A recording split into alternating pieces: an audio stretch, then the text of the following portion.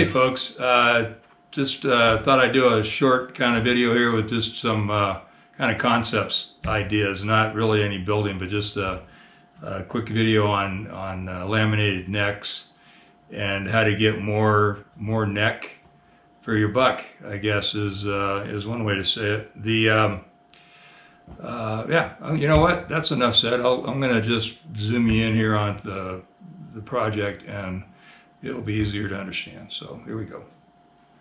All right, so here's let me start off with this piece.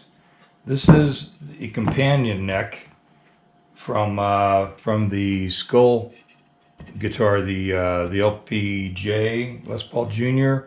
guitar that had the skull fabric top on it.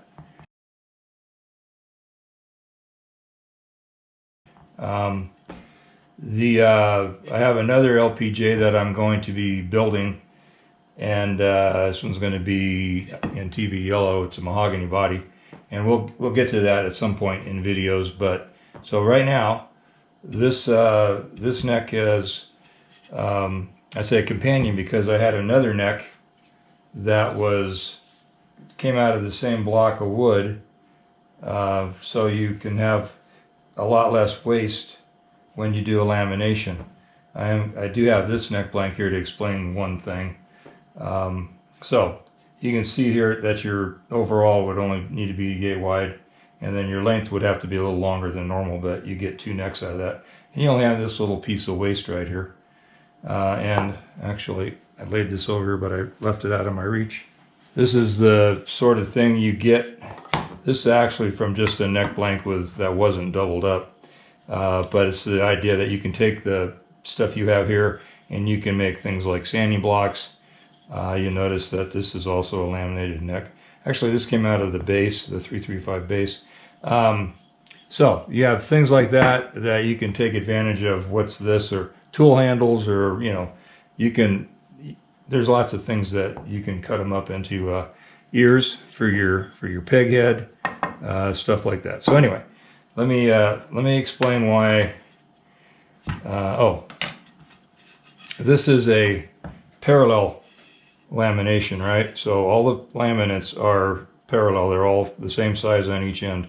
Whereas this blank, you can see the laminations on this end are wider than the laminations on this end. And this angle is the same angle that you would get from the fretboard.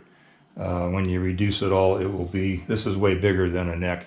But I built this neck with the intention of doing this sort of thing with it. And I did tapers. And then I realized after the fact that you can't flip-flop this, because you'd have on one end of the neck you'd have the fat strips at the peg head, and then the other end of the neck you'd have the thin strips, which is what you'd want. So I could still get, and I plan on, I can still get a regular down-turn headstock out of this, and then also get another flat headstock style, Fender style guitar out of this. But it did not work out for the, just companion neck kind of a thing, which is what I had planned on to begin with. So let me move this stuff out of the way and do a little, in case that wasn't clear.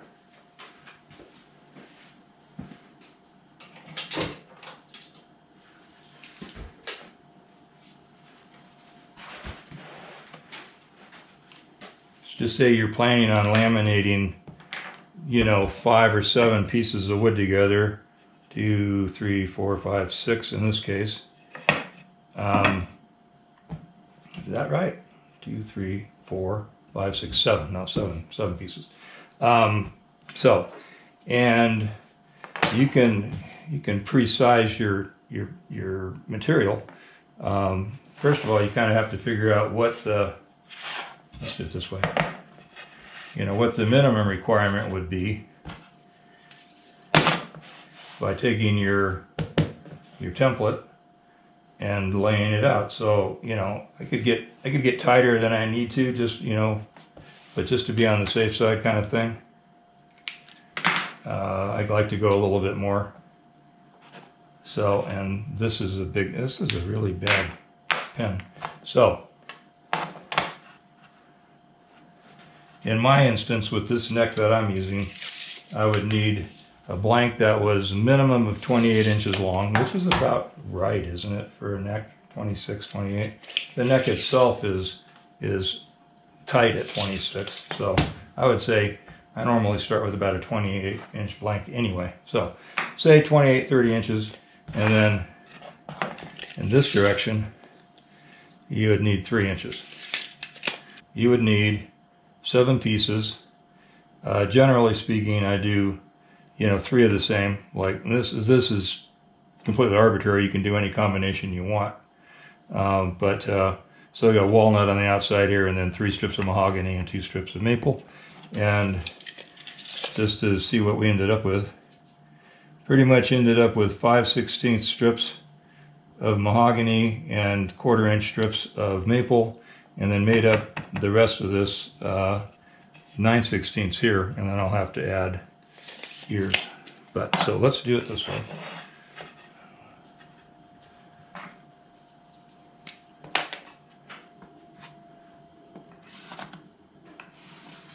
And this, of course, is oversized because I'm using a felt pen, which isn't a bad way to go when you're laying stuff out. That way you can cut the line and not have a problem.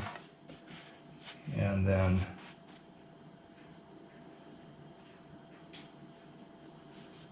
something along those lines.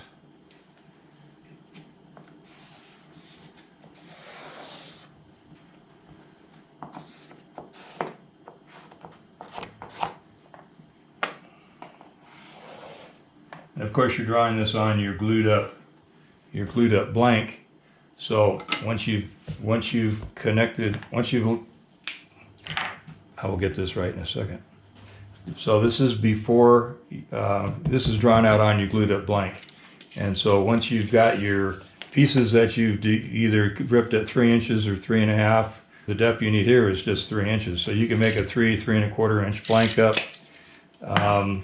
by 28 to 30 inches, and then you yield two neck blanks. Okay, that works really well with parallel laminations. If you really strictly want to go with tapered laminations, then you can get, I already took one flat neck out of this. If you remember the 9-string Gecko guitar, this was the neck blank that I took that out of.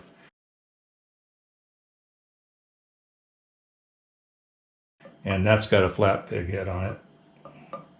And then, like I said, I could do one more here with the with an actual angled headstock. And I use, this isn't the 14 degrees that you would have on a Les Paul or a Les Paul Junior. I think that's excessive, and I don't need to do that. I think I'm at about 10 degrees here. So anyway, yeah, I hope that was useful for you. Just an idea, just a concept. Talk about laminated necks and the glue-up process, or the reason for the glue-up process that you might use. And I think it's a really great idea as far as timber usage to be able to get two neck blanks out of one slightly bigger block. Would use almost the same size block just for a single neck blank. So for I don't know what the percentage more material is, but you get a double yield out of that. I think that's a wise use of wood. Okay, yeah. Hey, thanks, folks. I hope that you found that helpful. Anyway, take care now.